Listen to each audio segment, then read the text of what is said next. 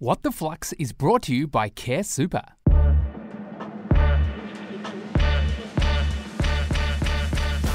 This is What the Flux. I'm Brett. And I'm Justin, and it's Saturday, the 28th of August. Flux fam, today we're excited to share a bonus episode about superannuation and why you should know a little more about it. Your super is one of the biggest investments you'll ever make. And Justy boy, why is that? Well, it's because the money that's contributed to your super fund is meant to set you up for your future. You know, post-65 vibes. So you can pay for all those Mykonos beach holidays, sipping martinis in your twilight years. And basically just support your lifestyle in retirement. But according to Finder, 67% of Gen Z just stick with the super fund that their employer chooses for them. They're literally letting their employer choose their future. Imagine deferring all your decisions to your employer for the rest of your life.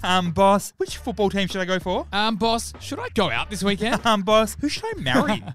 So today, Flux fam, we're going to run through 3 big changes to superannuation in Australia that you've got to know about. Let's do it. For our first, from July 1st this year, the super guarantee rate has increased from 9.5% to 10%. This is huge, Brett, and so good for our little nest egg, so tell me more. Okay, so the super guarantee, i.e. the SG rate, is the minimum amount your boss needs to contribute into your super fund each time they pay you. And on July 1 this year, that rate increased from 9.5% of your salary to 10% of your salary. Amazing stuff. Now run the numbers for me, stats man. I never thought you'd ask. So let's say you earn $60,000 a year. And let's also say that you continue earning this amount for the next, say, 40 years with a 7% return on your investments. With the new 10% super guarantee, you'll start earning an extra $300 in your super each year. Okay, not bad, but give me my end result. Well, if you're still on the previous super guarantee rate, your super balance in 40 years would be something like $1,137,920. Okay, I'm liking where this is going. But with the new SG rate, your super balance would be $1,197,811. So let me calculate here. That's an extra of almost $60,000. And that's without anything changing. And get this one, Flux fam, the super guarantee rate is expected to get to 12% in 2025. Which means there'll be even more in your nest egg later in life. So what is the key learning here? More in your super now equals more in your super come retirement. There are tons of ways to grow your super, my man. But Brett, most of them actually involve you sacrificing some of your salary. Literally, there's a thing named salary sacrificing. And that's where some employers let you put some of your before-tax salary into your super fund. And then there are after-tax contributions. Which is basically where you just deposit some extra cash, if you have it lying around, into your super fund. But raising the super guarantee rate means there's an extra 0.5% of your salary going straight into your super each year without you needing to lift a little finger. My favorite type of earning money. For our second story, as of the 1st of July this year, you'll be stapled to your old super fund when you start a new job. Stapling sounds very painful, but I think this is good. So what is the story here? Okay, so there are a lot of things you need to know when you start a new job. Provide your tax file number. Stalk all of your new colleagues on LinkedIn. And obviously have a very strong fun fact about yourself ready for day one. But one thing that's also critical is to nominate your super fund. And in the past, Flux fam, when you started a new job and didn't pick a super fund, your new boss could make super contributions on your behalf into their own default fund. I.e. the super fund that your employer is aligned with. And this generally ended up meaning you had about 9 different super funds because of all of the casual jobs that you had. Which generally means more fees depending on your circumstances. It also means more paperwork. More logins and passwords to remember. No. And that is very painful. So Justin, to stop people accruing tons of super funds, the government has introduced super stapling measures. And that's when you change jobs, your old super fund will be stapled to you. So your new boss will need to dig around at the ATO to find out who you're with and make direct contributions to your super fund. So Justin, I'm wondering, what is the key learning here? Bye-bye to unnecessary fees and hello to my one, my only, my faithful super account. Yep, super stapling will make it so simple for you to keep track of your super. And cut down on paying multiple super funds fees, not to mention the paperwork. And the best part is, it's your boss's responsibility to do the heavy lifting. But Flux fam, this isn't a free pass to be lazy with your super. If your fund isn't performing well, you can change it. So make sure you keep track of the performance. And your fees. And make a change if you think it's necessary. Oh, and by the by, the government just launched this old My Super tool to help you compare My Super products by fees and net returns. Get on it. For our third and final story, super funds will now have to meet an annual performance test and let their members know how they went. This is very juicy, Brett, so tell me more. Okay, this is kind of like when you get a really bad school report and you hide it from your parents. So historically, that is exactly what super funds did. They never really had to face any kind of performance or review tests. Instead, they've kind of relied on the idea that people are just generally not that interested in their super. Yep, out of sight, out of mind. I'll deal with that in 60 years. But from July 1st this year, my man, that all changed. What happened? The government will require more super products to meet an annual performance test. And these funds will be tested against a benchmark. And to pass, they can't underperform the benchmark by more than 0.5% per annum over an 8-year period. And the spiciest bit, Brett,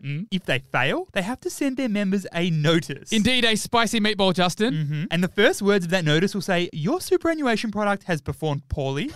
You should consider moving your money into a different product. And if you don't perform for 2 years, you can't accept new members. Bang! So what's the key learning here? Underperforming super funds can't fly under the radar no more. The new test is putting super funds on center stage and making sure they're doing the best for us. And Justin, the consequences of underperforming seem pretty savage. This is true. And the test is actually a really great way to reward super funds that are consistent top performers. Which makes me think of Care Super. Yep, this crew's been a top performing super fund for decades. They're an established industry super fund for professionals. And they've pretty much got the ultimate combo of competitive fees and strong returns. To find out more about Care Super's track record of top performance, head to caresuper.com.au/outperform. So Flux fam, yes, superannuation does sound very boring, but there's actually some very important parts to it. In fact, Australians have more than $3 trillion locked away in super funds. That is a lot of money. And Justin, it's only going to get bigger and bigger and bigger. So Flux fam, there you have it. Here are all the things you need to know about the new updates to superannuation. Flux fam, we would love to know what you thought of today's ep. So if you liked it or you didn't, hit us up, Instagram, TikTok, or the Flux website. We'd love to hear from you. Thanks for listening, and we'll see you on Monday.